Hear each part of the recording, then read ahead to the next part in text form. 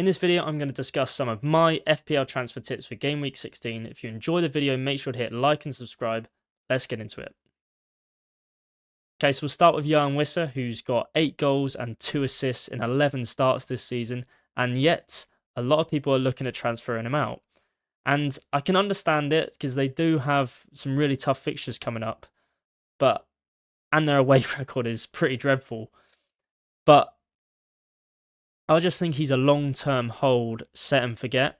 I think you're going to want him back in at some point throughout the middle of the season when the fixtures get a lot nicer. And yes, their away record is dreadful. I think they failed to score in like 5 out of 7 away games this season. But he's got the best expected goals per 90 of the cheap forwards.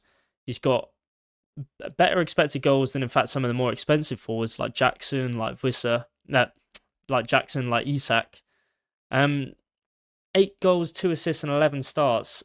I just think he's going to keep scoring and he's going to keep getting returns, particularly in their home games. Brentford just seem to be scoring for absolute fun. His minutes look assured over Christmas. He's got good. Obviously, his returns have been good, so he's got good points per match. Brentford are joint second for goals scored this season, so you can't. It's hard to justify taking out a forward in a team that's doing so well going forward. And a lot of people, I get it. A lot of people be looking at João Pedro or Strand Larsen or Cunha for their next few fixtures. Maybe not João Pedro or Cunha or Strand Larsen because their fixtures get tough as well in the next coming weeks. But I just think Wissa, I would not be selling him if I had him. He's actually a player that I want to bring in, even with his tough fixture run, just because he is not going to create a headache at a later stage in the season. I've got João Pedro, who's 5.9 million to Wissa 6.2. I got João Pedro at 5.5, so I'm made a bit of money on him, but sort of want Wissa, even though João Pedro has amazing fixtures. So just a note on the fixtures, they are tough. It's not I'm not going to deny that. I think their away record has been poor. Got Chelsea away, Brighton away, Southampton away is obviously nicer, but then they've got 3 home games against Man City, Liverpool, and Arsenal, and they are tough fixtures on paper. I don't think it's necessarily the end of the world. I think all of the teams that they've been playing have been conceding recently. Chelsea obviously just conceded 3 against Tottenham. Forest have been a bit more solid defensively as far as from the results I can remember. Brighton away, they've been conceding a lot recently. Arsenal have looked a bit more solid in recent weeks. But then Southampton away, Man City at home, they've just conceded 2 against Palace. Liverpool at home, they've just conceded 3 at Newcastle. So it's not the end of the world if you had to keep him throughout this run. You wouldn't want to play him against Arsenal, City or Liverpool. But I don't think the fixtures are bad. So I get why people want to get rid of him. I just wouldn't personally. I think after that, the fixtures get really good again and you're going to want to bring him back anyway. So if you can sort of, as he's cheap, you can perhaps bench him in some of the tougher fixtures and then you've just got him for the rest of the season then. And he is, in my opinion, the best 6 million forward and he will get the most points out of the cheaper options. You could argue maybe Chris Wood might outscore him, particularly over the next sort of 8 weeks. But I just think this is the best. I think if you fast forward to the end of the season, I think Wissa is going to be the best cheap forward and have the most points. So I don't see why you would sell him. So yeah, I mean that's a long way of saying don't sell him. I think he's a good option, great underlying stats. I think he's a transfer that I actually will be making at some point in the next few weeks, even though he's got those tough fixtures. So that shows how much I think of him and how much I think of Brentford's attack. Okay, so the next player I'm going to suggest bringing in this week has only got 2 returns since game week 6. So why do I think you should be bringing in Semenyo? Well, if I bring up his stats, they're not anything perfect. He's got 0.3 expected goals per 90, 0.17 expected assists per 90. He's got 5 returns in 14 starts. He obviously had that suspension against Wolves, which is now, I guess, a good thing because you know he's not going to get suspended for the next however many game weeks. Now, I just think he's a great cheap enabler. I think a lot of people are looking at, obviously, I've just spoken about Wissa, but a lot of people are looking at transferring out in Mbeumo to perhaps fund a move to Saka. Now, if you want to do that, he's not a bad option to go for. I think of the cheap midfielders, I think he's probably one of the better ones. I think Enzo Fernandez is someone that a lot of people will be looking at. He's got a lot of returns in the last 6 game weeks, but his stats don't necessarily back that up. And Ahmad as well is a player that a lot of people, he's a bit cheaper than Semenyo. Obviously, so is Enzo Fernandez. He's also got a lot of assists. Don't know if he scored in the last few game weeks, but he's done well. But I just think Semenyo is probably the most nailed on midfielder at this price range. He's got great long-term fixtures. He's got a great fixture this week in West Ham at home, who have been conceding goals for fun recently. Bournemouth are 3rd in the league for expected goals. Plays 90 minutes every match. West Ham are 4th bottom for expected goals against, which is obviously his fixture this week. So I just think, like, I'll just pull up Semenyo's fixtures, and you'll see that they just get really good. Like they're good now, and they're really good until game week 34. Like you wouldn't. Got Liverpool maybe from 21 to 24. You could argue they're not great, but even so, Newcastle away, Forest at home aren't bad. Chelsea away, they're still conceding a lot, despite how well they're playing. It's only really Liverpool at home out of those fixtures that you'd be worried about playing him. And yeah, he's got Arsenal away and City away in the last 4 game weeks, but he really is just a player you could buy and hold until the end of the season if you really wanted to. You could even keep him past game week 34 if you wanted to. And I think his returns have been slow in the last few game weeks. In fact, the last 7 or 8 game weeks. But his stats have been a bit better that suggests the returns are coming. Like 0.56 expected goals, expected goal involvements against Brighton, 0.72 expected goal involvements against Arsenal. Yeah, it's not great, but I just think he's a good option at that price. I think he's better than Smith Rowe at that price. I'm trying to think of other players that you'd want to get instead of him. You could even argue Kluivert because he's on penalties and Semenyo doesn't have them. Kluivert's also stats have looked pretty good in the last few weeks. But I just think he is probably the most threatening player for Bournemouth, and he is in such a good attack. And yeah, I don't think there's any other options I'd be looking at for this season. If you want that enabler to fund a bigger move, I think he's someone that you should be looking at, especially this week with how poor West Ham have been playing. I think it's a great week to bring him in. Great fixtures for the long term. I think he's a good long-term hold for me. Okay, so we'll finish off talking about Cole Palmer, who's a player that most people already have by now. But if you want to go for him, I think now's a great week to do it. And I think he is the best captain this week. So he's got great underlying stats, as you already know. He's just a solid option. If you don't have him, I think he is perhaps just behind Salah in the terms of the best premium midfielders. But if you can get Salah and Palmer, I think I definitely would. 0.66 expected goals per 90, 0.26 expected assists per 90.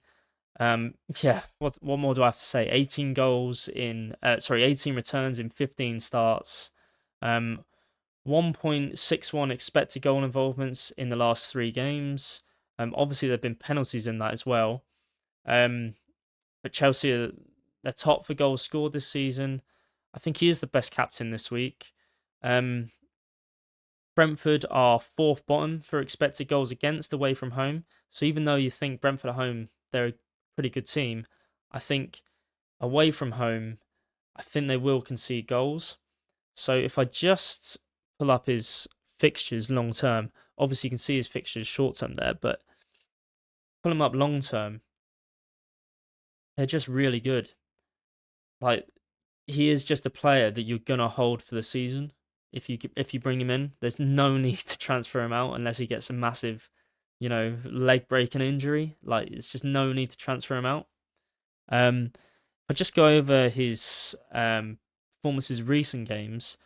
Obviously, goal and assist against Villa, goal against Southampton, 2 goals and assists against Tottenham, 2 penalties. But even outside of that, like 1.06 expected goal involvements against Leicester, 0.51 expected goal involvements against United. Like, they're just pretty good numbers over the last sort of 7 or 8 game weeks. Arsenal, obviously, you wouldn't expect many returns against Arsenal anyway, but like, I just think he is.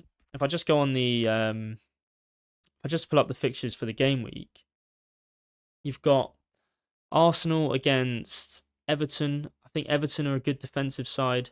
Liverpool against Fulham.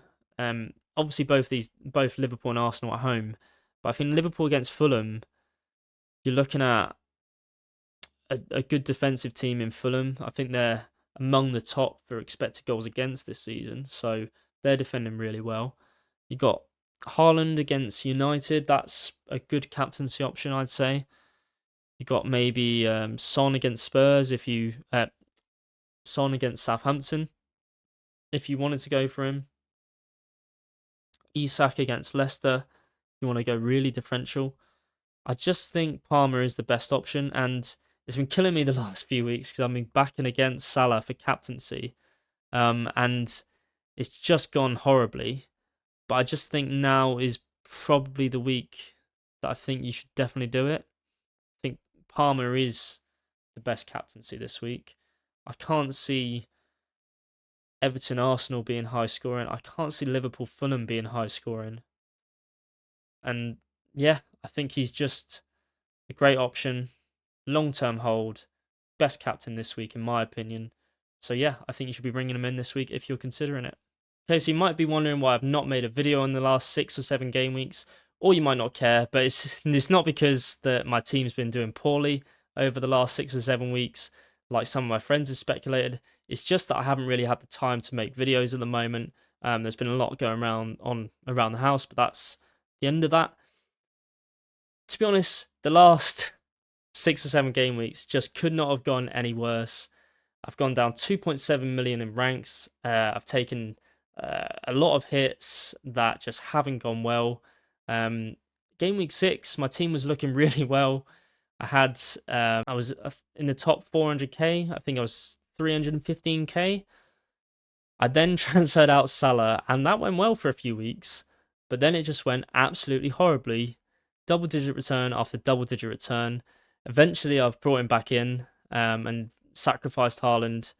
I said it perhaps in game week 5 that I thought Haaland was a better option than Salah because Haaland's returns can be more varied. He's good in the air. He's a poacher in the box. Whereas I thought Salah's returns would only come on transition. But then I thought that with the amount of teams playing high lines now, it just plays into Liverpool's hands, and I'm not sure why teams actually do it. Like, I was a Bournemouth fan, and I was at Anfield watching us play that high line, and I think Nunes scored off the back of it. It just does help Liverpool, and a lot of teams do that. And obviously Liverpool press so well with Gravenberch and Szoboszlai, McAllister. Because they press so well in that midfield as well, he does get a lot of chances from transition. So that's just how that's gone horribly wrong. And I've gone back on that decision now, obviously. Yeah, so I don't regret my transfers. I do regret committing my life to FPL. And I say that because when I look back at my transfer history, I'll just bring them up for you. When I look back, I'm not I don't look at any of my transfers from Game Week 5 and think they were a bad move. Just some of them have gone absolutely horribly. Like Calvert-Lewin, I cannot believe this transfer and how long I had to keep him for because of his fixtures. But I brought him in Game Week 5. He just got 3 returns in 2 games in his last 2. And he had that amazing fixture run. And he's just one of those players you just feel trapped with because you don't want to take him out because he's got a great fixture. But then he has that great fixture, he doesn't return, and then you just keep him for so long. There's so many expected goals in this as well, like 1.31 against Ipswich. Yeah, it's painful. Um, so he was perhaps a player that I shouldn't have held on to for too long. But like João Pedro, I transferred out. He was injured for the season, injured for a while. I had to get rid of him. Delap was the only player I could afford. Had I waited another week and maybe gone up to like a Wissa or um, Cunha or anyone else, I probably would have ended up with a lot more points. Robertson started getting benched, so I brought in Dallo to save $1 million to fund a move from Semenyo to Johnson for the fixtures that Tottenham had. And you can't really say that's a bad move. Dallo misses that open goal against West Ham. He gets subbed off for the clean sheet against Leicester. It's just very unlucky, I think. I had to transfer out Saka in game week 9 because he missed the Bournemouth game. He then obviously comes back for the Liverpool game and scores. Got Garnacho, who's started getting benched recently, so I've transferred him out this week. Constance to 8 Nuri. Like, I could go through all these transfers and just think that there's a lot of unlucky moves in here. Like, and even going back to my wildcard that I used in game week 4, like Mosquera, like was my 4 million defender that I was just going to keep for the season. He gets injured the second I transfer him in for the season. So that's just another player that I don't have available that I can rotate on my bench. If I went for like a Vandenberg or something, which was a player I was looking at the time, I could have could have saved so many transfers. But yeah, Delap to Solanke. I'm ranting here, but God, Delap playing Spurs away, Solanke playing Ipswich at home. Who would you bet on getting more points? I thought it'd be Solanke, but apparently not. Delap gets a goal and assist and 3 bonus in that game. It's just a lot of bad moves. I made the move to take out Haaland in game week 12, and that has paid off. Jackson's done really well for me since. Obviously got Salah now. I've got rid of Pedro Porro for his 15-pointer against City. Like, I could just go through all of them. Like, I got rid of Pedro Porro for Van Dijk. Van Dijk playing Southampton away. Pedro Porro playing Man City away. Who would you bet on getting more points? Porro gets a goal, an assist, a goal, a clean sheet, and 3 bonus. You just can't make it up. And now have João Pedro. I've got what I will say about my team is it is looking good now. I don't think, although I've taken many hits over the last 5 or 6 game weeks, I suppose you would expect it to look good with the amount of hits that I've taken. But when I look at my team, I don't think there's any player that I need to transfer out urgently. Having only Fabianski as an option in goal is a problem for me. But I've got 8 Nuri. He could be a transfer out in a few game weeks' time when his fixtures get a bit tougher. Because he's so attacking, it's not the end of the world. If I wanted to, I could lower him down to a 4 million defender or like a Quanta or something if somebody gets injured at Liverpool. And then I'd have a lot of money to upgrade King, so I'd have a 4.5 million goalkeeper or something. I could use that move to upgrade to a Wissa. There's not a lot of players here that I want to get rid of now. And I think a lot of these players are going to be long-term holds for the season. Do have the 3 premium midfield that a lot of people are going for. And I've got Jackson and Solanke. Now, Solanke's a bit of a differential. He's someone that not a lot of people... What's his ownership? 8.7%. So he's quite differential. Not a lot of people have him. I do think there is upside with him. João Pedro, a lot of people will have. Nicholas Jackson, a lot of people will have. But Jackson is expensive, so you'd gamble that a player with Nicholas Jackson in their team probably doesn't have the 3 premium midfielders, whereas this team does. So I'm quite happy with how I'm set up moving forward. But yeah, it's just a long run. I feel like I've been unlucky, but then I suppose everyone does in FPL when they don't have a few good game weeks. Hopefully, game week 16 will be a green arrow. If you've enjoyed the video, make sure to hit like and subscribe. It really does help the channel grow. And I'll see you in the next one.